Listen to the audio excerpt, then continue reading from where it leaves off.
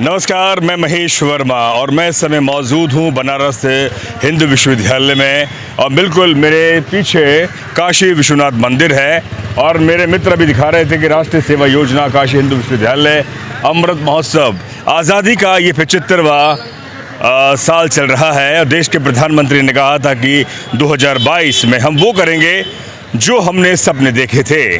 क्या वो सपने पूरे हुए? इन्हीं तमाम मुद्दों पर आज काशी हिंदू विश्वविद्यालय के इस पूरे प्रांगण में हम युवाओं से बात करेंगे। आज देश के प्रधानमंत्री बनारस में हैं। कल उन्होंने लंका चौक पर पंडित मदन मोहन मौलवी की प्रतिमा पर माल्यार्पण किया था, जिन्होंने विश्वविद्यालय की स्थापना की थी। हम बात करते हैं, सबसे पहले हमारे साथ एक स्कॉलर हैं। क्या नाम है आपका? मेरा नाम रितेश रंजन हुआ। रंजन, क्या हवा बह रही है पहले तो आप ये बताइए। हवा देखिए, जो सब जनता तरस चुकी है इस सरकार से और रही बात की अभी परिवर्तन चाहती है क्योंकि प्रकृति का नियम है कि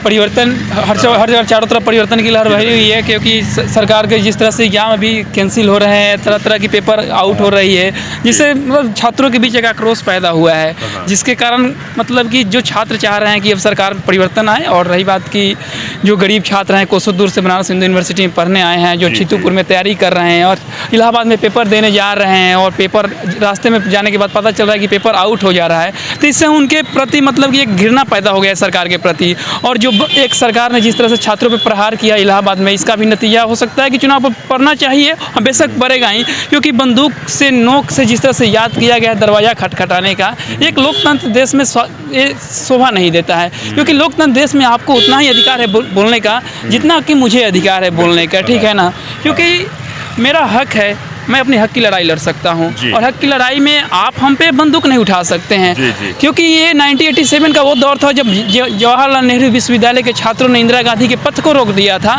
तो अब तो हम किसी को रोक सकते हैं, क्योंकि हम अपनी लड़ाई मांग रहे हैं। हमको वैकेंसी चाहिए, हमको तुमसे क्या चाहिए कि समय पे वैकेंसी आए, उसमें मतलब कि एक ईमानदारी पूर्वक वैकेंसी की करवाया जाए, जिसमें पेपर ना उठो। ग्रुप डी के पेपर हो रहे हैं, उसमें पता चल रहा है कि PCS लेवल का क्वेश्चन आ जा रहा है। मान लीजिए जो बच्चे ग्रुप डी के पेपर देने जाएंगे, अगर उसमें इंटरव्यू करवाने लगिएगा, आप उसमें प्री मेंस करवाने लगिएगा, तो फील करेंगे कि हम IAS के पेपर देने आए हैं। तो ग्रुप डी की लेवल को ग्रुप डी की लेवल के तक रखिए ना। अगर एक प्रोफेसर है तो उस प्रोफेसर के तजुर्बे से हम देखेंगे, एक हाई स्कूल का टीचर है तो हाई स्कूल के टीचर से देखेंगे, एक राष्ट्रपति को हम राष्ट्रपति की नज़र से देखेंगे, एक जो गवर्नर है उसको गवर्नर की नज़र से देखें। तो चीज़ें ये है, इसमें सबसे ज़्यादा जो तरासी मची हुई है इसमें बेरोजगारी को लेकर, क्योंकि 2 करोड़ नौकरी कहाँ गया आपका? 2 करोड़ नौकरी घर बच्चे के लिए आप कह रहे हैं लापटॉप बनाने के लिए। आप नोटबंदी से आप सीख सकते हैं, किसी भी गवर्नमेंट की जब तक आप इम्प्लीमेंटेशन को अप्लाई सही तरीक़ा से नहीं कीजिएगा, जब तक समझिए कि कोई भी योजना आपको सफल होने नहीं जा रही है। जिस घर में इलेक्ट्रिक का साधन नहीं है, वहाँ पे कह रहे हैं कि हम डिजिटलाइजेशन करने जा रहे हैं। पहले तो वहाँ इलेक्ट्रिक का व्यवस्था करो, नेटवर्क की व्यवस्था करो। अभी भारत गाँवों का देश है। भारत में अभी ऐसे 40% ऐसे गांव हैं जहाँ पे बिजली तो है लेकिन नेटवर्क की व्यवस्था नहीं है। जिस बच्चे को पहले से आदत नहीं है चलाने के लिए, उसको ट्रेनिंग दो कि मोबाइल कैसे चलाएंगे, उसको ट्रेनिंग दो कि हम किसी से कनेक्ट कैसे करें, किसी नेटवर्क से कनेक्ट कैसे करेंगे। तो केवल फंडा ला देने से नहीं होगा। आप तुलना करते हैं कि पाकिस्तान से या बांग्लादेश से, अरे यार हमको तुलना बांग्लादेश जापान से नहीं करना है, बांग्लादेश पाकिस्तान से नहीं करना है, हमारी आर्थिक स्थिति से बेहतर है। हमको तुलना करना है तो अमेरिका से करना है, रसिया से करना है, जापान से करना है, चाइना से करना है। अभी बिपिन रावत जब मरे थे, उन्होंने एक बात कही थी, बहुत अच्छी बात कही, शायद उसको हम लोग याद करना चाहिए।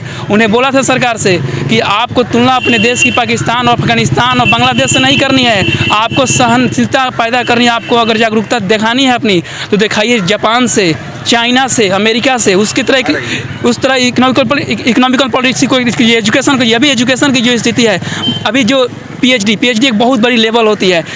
जिस छात्र को 8,000 दे रहे हो आप नेट के लेवल पर PhD के, 8,000 में PhD कहीं हो पाएगी? JRF को आप तो दे रहे हो PhD कितने? सरकार ने कम थोड़ी ना कर दिया। नहीं, पिछली सरकार नहीं तो भाई तो पिछली सरकार ने की भाई, तो आप कहाँ बेहतर कर लिए? मान लीजिए बिहार की अगर बात कर लेते हैं, नहीं करना चाहिए लेकिन ठीक है, लालू यादव ने बिहार को बर्बाद कर दिया था। कहाँ नीतीश कुमार बात कर रहे हैं भाई कि कांग्रेस ने 70 साल में 70 नहीं, मेरी बात सुनिए। अगर हम नहीं मतलब हाथ ऐसे फैला के, मेरा नाम विकास पांडे है, मैं BHU का ही छात्र हूँ। मैं नेट क्वालिफाइड मतलब नेट क्वालिफाइड हूँ और मुझे एडमिशन यहीं पे लेना है। मैंने PG और UG यहीं से किया है।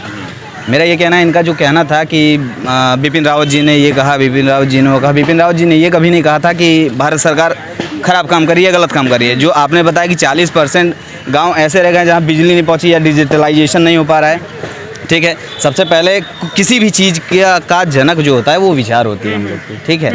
आपके अंदर, हमारे अंदर, सबके अंदर, ठीक है, मैंने महसूस किया है, हर लोग महसूस कर रहे हैं। जो विचार है हम लोग का, ठीक है, सब महसूस कर रहे हैं, सब महसूस कर रहे हैं कि अच्छा विचार, मतलब लोगों के पास इस समय पॉजिटिव विचार आ रहे हैं, ठीक है, हर चीज़ को लेकर। और जो गांव में बिजली की वगैरह वगैरह की, मुझे पॉजिटिव समझाओ, किस तरह का पॉजिटिव? थोड़ा पॉजिटिव का मतलब ये सर कि जिस तरीके से इन्होंने कहा कि 40% गांव ऐसे हैं कि जहाँ पे बिजली नहीं पहुँच पाई। मुझे आपने नेट किया है, पीएचडी करेंगे, एकेडमी में जाएंगे, मुझे अभी सबसे पहले ही बताइए, महंगाई इस देश के अंदर मुद्दा या नहीं है?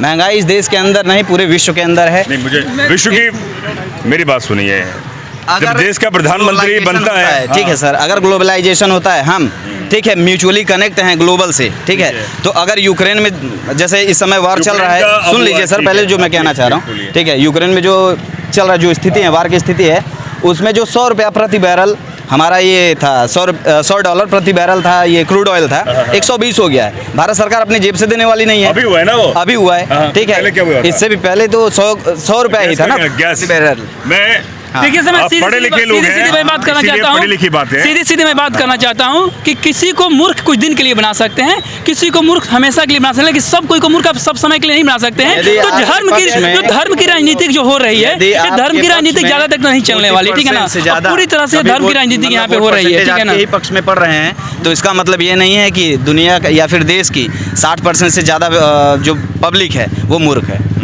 मैं इसी बात पे मतलब अपनी वाणी को विराम देना चाहूँगा।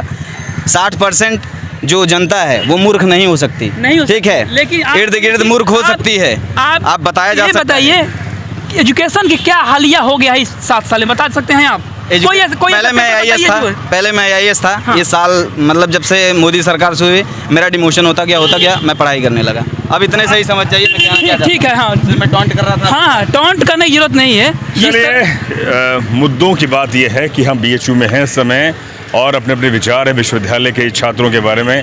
छात्र जो कह रहे हैं, सीधी सी बात यह है कि जब तक इस भारत के अंदर हम सपने बहुत बड़े दिखा रहे हैं, लेकिन ज़मीनी स्थिति बहुत बेहतर नहीं है।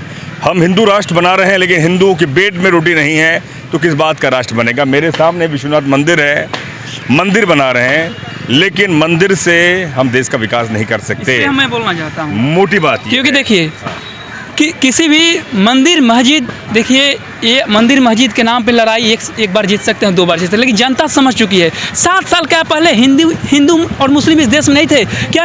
राष्ट्रपति के मुस्लिम वर्ग के राष्ट्रपति नहीं हुए क्या? मुस्लिम वर्ग के मुख्यमंत्री नहीं हुए क्या? हिंदू खतरे में था उस वक्त? नहीं था क्या? अब तुम्हारे 7 साल में हिंदू खतरे में हो गया? ऐसी कोई तबाही नहीं है। ये जनता को गुमराह किया जा रहा है, क्योंकि ये नब्ज पकड़ चुकी है कि पढ़े लिखों की इनको वोट नहीं चाहिए, अनपढ़ गंवार है उनकी वोट चाहिए, अनपढ़ गंवार को कुछ नहीं चाहिए। गेट पर इतनी ज्यादा भीड़ थी, प्रधानमंत्री जब आए थे, हाँ, और पूरा शहर को जाम कर दिया। हाँ, एक तरफ हम रैलियां करते हैं, सारी राजनीतिक पार्टियों की बाहर हो रही रैलियां, हाँ, उन्हें शहर में नहीं घुसने दिया जा रहा है, एक हाँ, प्रोटोकॉल है। हाँ, ये क्या मतलब है कि ये देखिए क्या है, इस पूरी तरह से जो हिटलरिज्म जिसको कह सकते हैं, जो हिटलर ने जो चीज़ें को अपना अडॉप्ट किया था, उस चीज़ों को किया जा रहा है। बाकी इस धरती पे जितने भी, इस भारत की धरती पे जितने भी पार्टियां हैं, सब इनके नज़र में सबसे बेकार पार्टियां हैं। ये हैं दूध के धोए हुए हैं, ये जो कह रहे हैं सही कर रहे हैं, ऐसा कुछ भी नहीं है। जनता समझ चुकी है। ये आने वाले जो चुनाव है 10 तारीख को पता चल जाएगा। बिल्कुल, चलिए, बिल्कुल 10 तारीख को पता लग जाएगा।